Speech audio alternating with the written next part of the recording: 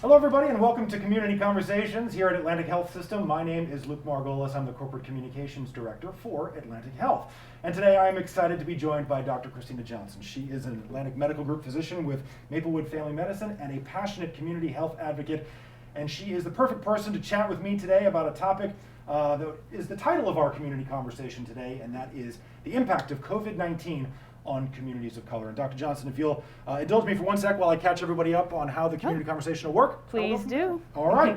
So for those who haven't actually seen one of these before, Dr. Johnson and I will chat for about half an hour.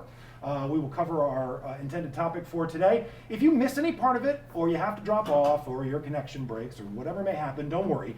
The whole thing can be found on our Facebook page when it's complete.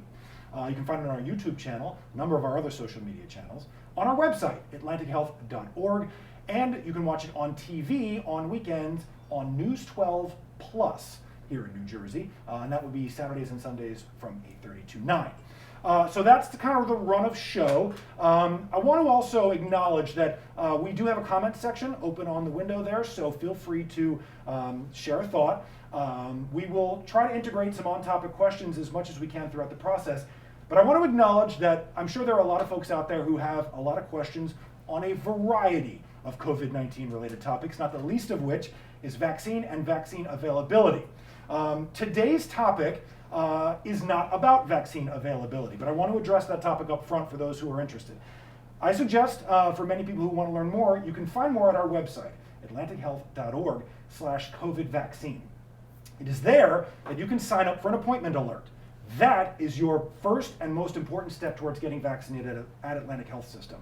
When you do that, you register in our system, and what we can then do is contact you when we have vaccine available to distribute.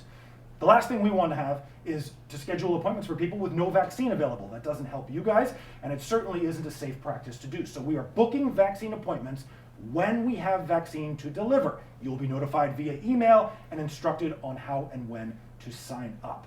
I know folks are wondering, hey, I've signed up already and haven't gotten an alert. We have a couple 100,000 people who have already signed up for vaccine, and when you're getting doses available to us in the single-digit thousands per week, it's difficult to move through the list rapidly, but we are doing it as quickly as we can, and so while we understand the frustration, we certainly appreciate the patience. Again, if you want to learn more about vaccine supply, go to our website, atlantichealth.org/COVID-vaccine. So, again, with all of that having been said, Dr. Johnson, thank you for indulging me there. We would like to get to our topic of the day, which is the impact of COVID-19 on communities of color. I'd like to start first with a very basic, straightforward question, which I think some members of our audience may even be wondering. Why is this a relevant topic? What is it about the impact of COVID-19 on communities of color that even make this a topic necessary for us to have this conversation? Let's kind of look at it from a macro picture, and then we can dive in more deeply. So first of all, thank you for inviting me, and hi Facebook Live. I'm really, really excited to be here because I love community health education. My goal today is to at least provide some background information and some context so that you can be empowered to make your own medical decisions, especially if you're in a higher risk group. So part of your question is sort of asking a very important point, which is that we're talking about foundational information here about the United States and United States history. COVID-19, the pandemic, was sort of a reckoning. And it was a reckoning because it did not cause disparities in outcome. It did not cause excess deaths. It highlighted the systems which made those excess deaths and disease possible.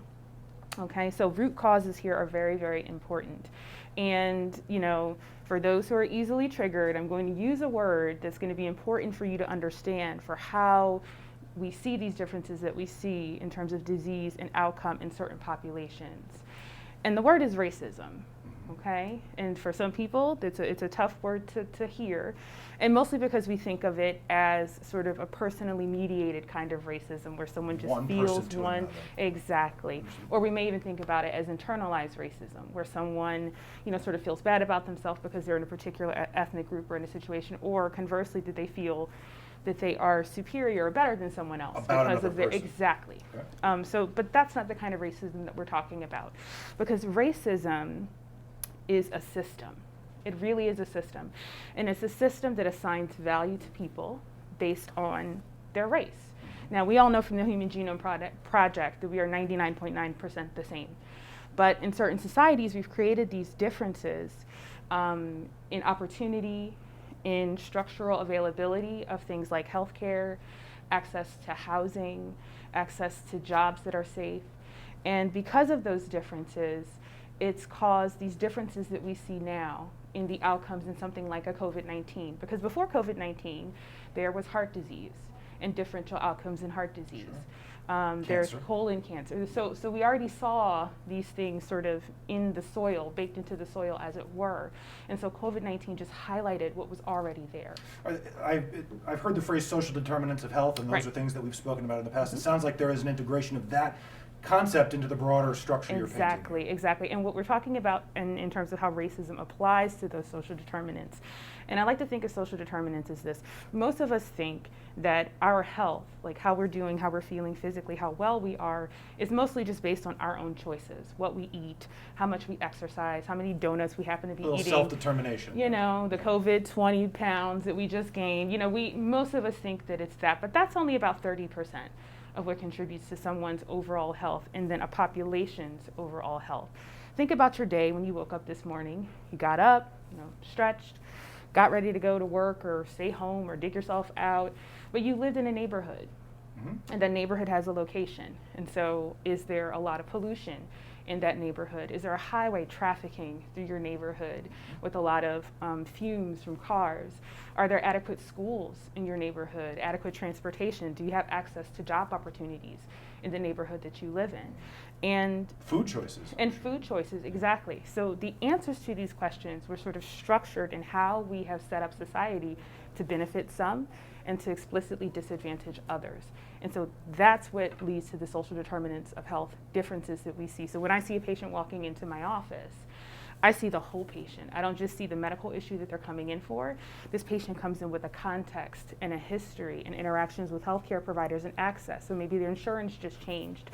Now they have to find brand new healthcare providers. Maybe they have difficulty getting to the office and they're late because there's no transportation for them where they live, or the bus route has changed and now they have trouble getting to the office. Or I'm telling them to sort of eat a healthier diet and there's no places, they're in a food desert, so there's no healthy food around them. So all of those factors contribute to one's overall health, and they can also contribute to the entire population. What has been the practical result of that structure on the way that we have seen, and stipulating that it is broader than the impacts are, I'm sure, affecting a number of other health conditions, but as it relates to COVID-19, what has been the result of that? There are statistics here that we can share, but before getting into those, I'm curious of just what your impression has been on how COVID has exacerbated these problems. So then the list of the exacerbations, it follows. So you have a respiratory pathogen, COVID-19. So if you cough or sneeze or breathe too hard or sing, that's how it spreads. And so which is why we're wearing masks. So the first step is, how close are you to other people to whom you might be exposed?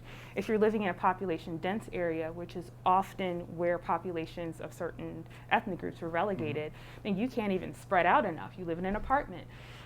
Your access to housing differs because you can tell a person to isolate, but if they live in an apartment with 5 other people in a 2-bedroom apartment, exactly. So those housing differences were based on policies in the 1940s that created some advantages for some people and benefits that led them to have access to housing, and others were excluded from those benefits. When it comes to education, the same thing. So health literacy is very important in understanding why wearing a mask is so important, why social distancing is so important. And our educational system is really based on, again, where you live. So if you don't have a lot of access to good education, then your level of health literacy tends to be poorer. We can talk about your job opportunities. So often over the history of the United States, certain ethnic groups and ethnic populations were relegated to certain industries and not allowed to be a part of other industries. So for example, right now, it's not that African Americans have not been allowed to become physicians, for example, but the numbers of us who are able to join into that educational pathway is so low. The bars are so high. Not the academic bars, the financial bars, the investment in time, where we get our education, and how much we're being guided along pathways where we have potential. So African Americans now only represent about 3.6% of teaching physicians. This is across the United States. Nationwide. Right? And about 4%, 5% nationwide, and 6% are Hispanic Americans or Latinx. So when you have these barriers in education, then you can see how people's interpretation of health and healthcare policy may differ based on the populations in which they live. And also their job opportunities, to kind of circle back to that, sort of led to what we have seen with COVID-19, which is that people have different exposure risk. So, okay. So if I work in a field, if you work in healthcare, people, if you work in transportation, if you work out at the airport, then your risk is higher than someone who works in management or sales or does administrative work and who can work remotely. And for remote work, or even for telehealth access to see a doctor during the pandemic when the offices were closed, for example, you have to have Wi-Fi, you have to have broadband access. Which I think most people sort of assume is pretty ubiquitous. They assume that it's ubiquitous, but it's not. It really depends on where you live and the ability for you to afford broadband access. And we're seeing a sort of another model of that in what we're seeing in education now with children, that there's a differential amount of access to broadband services. In some communities, they had to start from scratch, getting children computers, broadband access in order for them to even have access to education. So you can see how just stepwise, before you even leave the house, these are the factors that contributed to these numbers that we see. So some of the data that's come out recently brings some of this into startling clarity and review. At least it has for me, and I'm sure for many of our audience. This is according to an article that recently ran in New Jersey Spotlight. The state has compiled some preliminary data. It's part of the New Jersey State Health Assessment for the past year. In it, they determined that COVID-19 was the #1 single largest cause of death for African American, Hispanic, and Asian Americans in New Jersey last year. Particularly stunning for me, the statistic was because we have to realize that for the first nearly 2.5 months of the year, nobody died from COVID in New Jersey. And so yet in 3/4 of the year, give or take, this disease became the #1 cause of death for those individuals, for those groups of people. You do a lot of presenting in the community, speaking in the community, talking in the community. How frightening has this been for those? What are you hearing from people when you talk to them about the danger that COVID-19 can present? Has it resonated? Is there still a bit of a it'll never happen to me type of thing? What's been the reaction you've heard from people who've been coping with this frighteningly dangerous virus? Right, and it's interesting because what you're alluding to in part is I think it was either that article or another article that mentioned that about 30%, 31% of African Americans have someone that they know, either a close friend, a family member, who has been affected by or who died from COVID-19, and that's part of what that statistic is alluding to. When patients come into my office, that's one of the first questions that I ask them, is whether or not they've had any personal experience with dealing with COVID-19 themselves or with family members who have died. And what we're talking about is a form of grief and stress that I think even beyond this pandemic, the country is going to have to really deal with. These communities in particular, the African American and the Hispanic community, and one statistic that's maybe not there because their population is a lot lower in New Jersey, but nationwide this is certainly the case for Native American or American Indian populations, where the proportion of people who become infected and then who die is so wildly disproportionate to their sort of population levels in general. And I think what it means is that, again, kind of returning to that term of reckoning, that's what a lot of families are doing. They're really, in a positive way, trying to stay connected with each other, trying to, and this is certainly characteristic of many minority communities, turning sort of inward to take care of each other. So where information is available, sharing it amongst themselves and with each other, and then just supporting one another. But kind of returning to what I said earlier about sort of the sort of structural issues that may have led to that statistic. Because when the pandemic first started and the lockdown happened, that first around March, that lockdown happened. So people were terrified. They, didn't want to stay. They just didn't want to go out. And I remember I'm a frontline provider, so I see patients in the hospital as well. And so I remember just being on empty roads, going in and out of the hospital, going back and forth to work, and then slowly that grew. In order for you to stay home, you have to have enough money saved up to pay for your bills, to pay for your rent. And while some places had rent moratoriums, you still had to put that money aside because that rent still has to be paid. You need money to buy food. You have to pay for your, your utilities, your medications, all those things.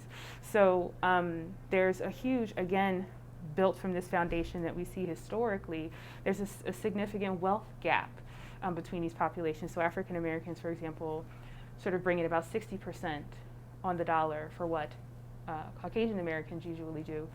But the wealth gap between the two communities, African Americans have about 5% as much wealth as the larger ethnic population Caucasians do. And part of that is directly attributable to some of these policies that created differences in housing access, job access. That statistic in particular from the 1940s, from housing programs in the 1940s. So I took your small question and enlarged it, but I think we're finding that with this issue that happens. That's what it is. So that's what families are dealing with. They're dealing with generational reckonings and sort of trying to stay connected generationally. They're trying to maintain finances and stay solvent. So they're dealing with a lot, and that's what they're walking into the office with when we meet them. We want there to be something that folks can take from this and apply to their lives, sort of a useful tool. We want these conversations to be. And I think that for some who hear these statistics, the mortality that we've seen from this virus and the impact that it's had, the disproportionate impact that it's had, that there is an inevitability to some of this that doesn't really matter what we do because the virus is going to do what the virus is going to do.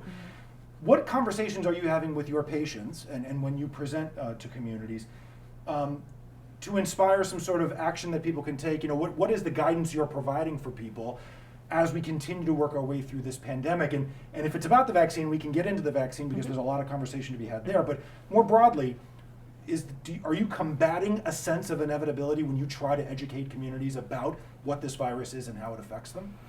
So actually no. Good. Because Okay. also That's characteristic of a lot of these communities is this sort of spark of hope in the community and a perseverance.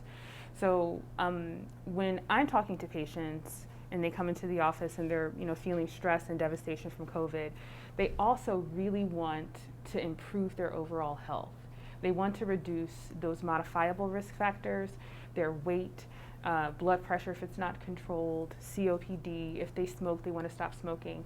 So then we turn what is sort of, or what could be thought of as a sort of overwhelming negative into, a hopeful positive that if you can, we will work with you as part of your medical team, as part of your advocates to just sort of inspire you and to support you in achieving your best health. And that's usually where the conversation starts and we move forward from there. For folks who may not have a physician that they have a relationship with or are looking to build those levels of relationships, our website has something called Find a Doctor on it, and if you just go to atlantichealth.org, you can see that there. Dr. Johnson, you're on there. We have a number of physicians on there, and folks can find individuals closer to where they live, individuals who may speak the same language as they do. There's a lot of useful resources on there for people to find health resources because Atlantic Health System is committed to a lot of those community health programs that are both taking place at the doctor to patient level and then broader with some of the resources we have here as a system. So something that. And I've been really excited about Atlantic Health's their response to COVID-19. So we weren't just sort of left to just take care of our patients, figure things out. We have so much information that's available for patients. You mentioned the website as well. But now we have access to a larger set of social workers, case managers. So when patients are presenting with more than just their particular medical issue, maybe they have food insecurity now, maybe they need to speak to a social worker about what they need to do about their housing. And so we have those resources available at the primary care level and beyond, and that's something that's just grown since the pandemic has started. I want to pivot to vaccine because Politico ran an article recently that I think, again, brings in the statistics around this whole discussion are eye-opening for many folks who are hearing them for the first time. According to Politico, 5% of vaccinations across the country have gone to African Americans. 5.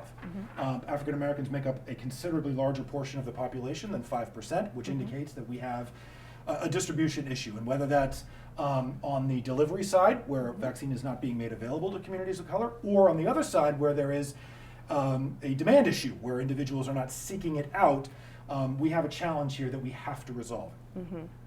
What, in your opinion, is driving this? And I know there's a historical component to that, so I wanted to save some time to talk about that and address it. But let's start first with what your opinion. What do you think is driving that level of, that low percentage of adoption? So I think that there's a significant amount of, I call it earned medical mistrust with certain population groups and medical professionals for the pharmaceutical industry. And I say that it's earned because there is a long-standing history of experimentation. And we're not talking about sort of things in the 1800s. We're talking about things that ended in 1972 or 1974.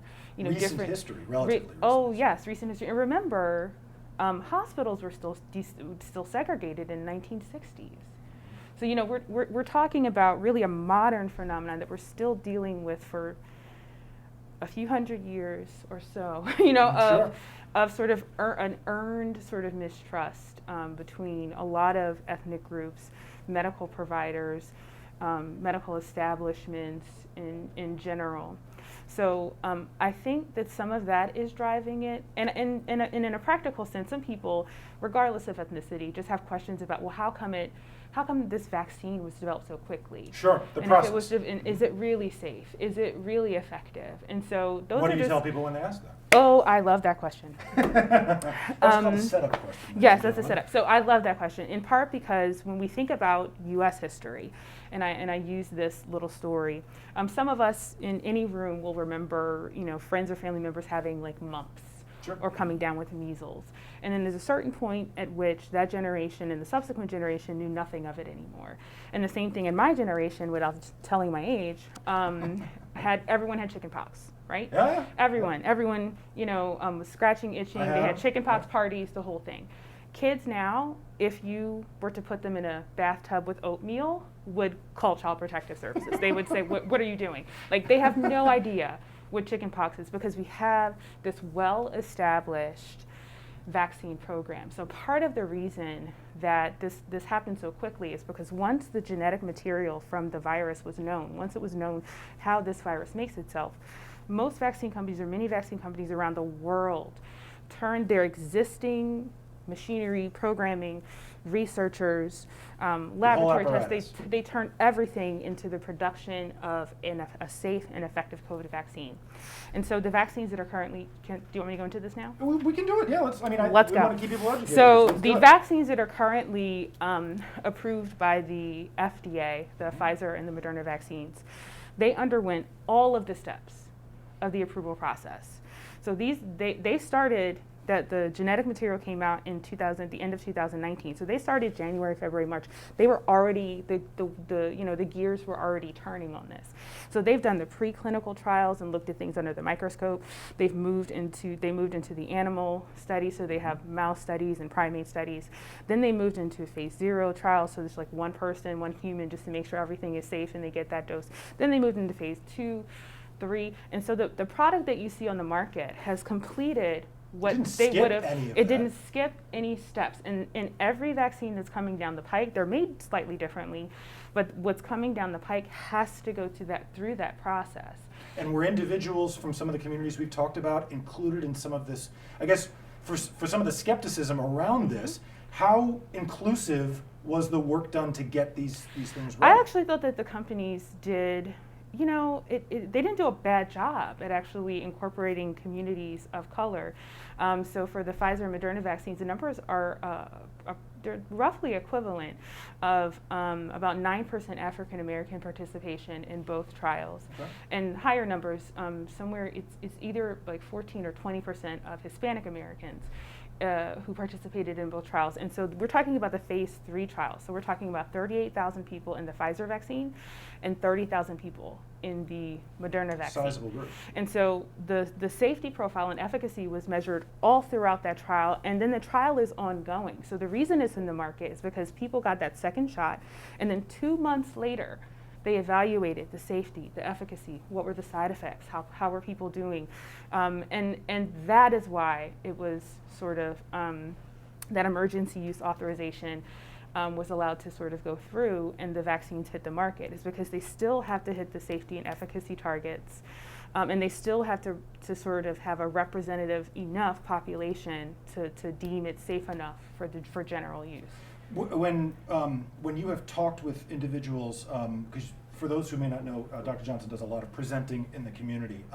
When you do these presentations to civic groups, community groups, clergy, congregations, do you take a lot of questions about side effects, results? Like what do I have to be concerned about if I have an autoimmune disease, or what do I need to be worried about moving forward for the rest of my life if I get this vaccine? Do you take any questions about that issue? I do, and then I go into detail about the answers. All right. Well, we have a couple minutes left. Oh, really? Well, I guess what I mean to say Okay. is there anything in your professional opinion that should give an individual pause about seeking out the vaccine, or what are the circumstances under which you would think a person should feel comfortable in getting it? So there's 2 questions that every patient, and this is again kind of circling back to the empowerment piece. 2 questions you need to ask yourself, well, maybe 3. One is, have you had any reactions to vaccines in the past or to a component of a particular vaccine? So maybe it wasn't, it wasn't necessarily the agent that you were being receiving, but maybe a liquid, a chemical, something in the vaccine itself. And if that's an issue, then you can go and look up. Actually, the New York Times keeps a very, very user-friendly, patient-friendly. It's very easy to understand, and you can go to the New York Times, or you can look up the Pfizer and Moderna information on the FDA website. The ingredients on it. You can look at the ingredients. There's a few fats, a little bit of sugar, a little bit of salt, and the virus. So that's for the Moderna and the Pfizer vaccines. Those are the components. And so if you've not had any of those vaccine reactions, then you need to ask yourself 2 more questions. Okay. Question number 1 is that, given your exposure, given your the industry that you work in, given your personal risk factors, are you obese? Do you smoke? Do you have a disease that makes you immunocompromised? Did you have an organ transplant? Are you older and just at risk because of your age? Given all of your personal factors, is your risk of getting COVID and having severe COVID illness worse than getting the vaccine? Most of the side effects related to the vaccine are site reactions. So your arm's a little bit sore. Some people have a little bit of like an elevation in temperature or a fever. Some people get headaches. So I got the vaccine. December 19th, I got my first one, and 21 days later, I got the second. And I had a little bit of arm soreness that first shot and the second shot, and I had a little bit of headache after the first shot, and that is it. How long did it go away? It went away shortly thereafter? The headache went away in like 3 days, but it wasn't like all day long. I just kind of had a little bit of a headache. I took some Tylenol, and I was fine. Okay. So you have to ask yourself about your risk. And so is your risk of having really severe COVID-19 illness because of all your risk factors really high? And is that risk that you're taking in getting COVID-19 worse than your risk of getting the vaccine side effects that we see. And what the studies actually showed was that most of the side effects in terms of the populations that they tested, is they kind of looked at the data of under 55 and then over 55, and most of the more severe side effects, meaning they really had real arm soreness, like it was really sore, was in the under 55 age group. So they have more robust immune systems, so they tended to have sort of stronger adverse reactions, but none of them died. And of the people in the trials who actually got COVID, so many fewer people got COVID in the treatment arm, and none went to the hospital and died. Zero. So I think you have to weigh your risk. And so if your risk of these side effects from the vaccine is really high, like you really are super allergic to the little lipid that's in there, then okay. So then you have to still use those layers of protection, the distancing, the masks, the hand washing, staying away from crowds, all of those things. But if your risk of having COVID-19 and getting severe disease and ending up in the hospital and dying is worse, then get the vaccine. Doesn't get any more cut and dry than that, folks. Dr. Johnson, we are up on our half an hour, and you and I could do this a lot longer, I'm sure. But I want to thank you for having this conversation, and I want to thank those of our audience who tuned in to watch.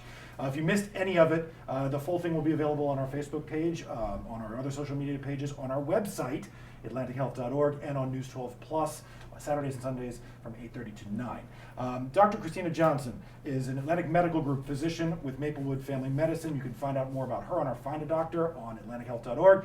My name is Luke Margolis. I'm the Corporate Communications Director for Atlantic Health. Thanks so much for tuning in, and we'll see you next time.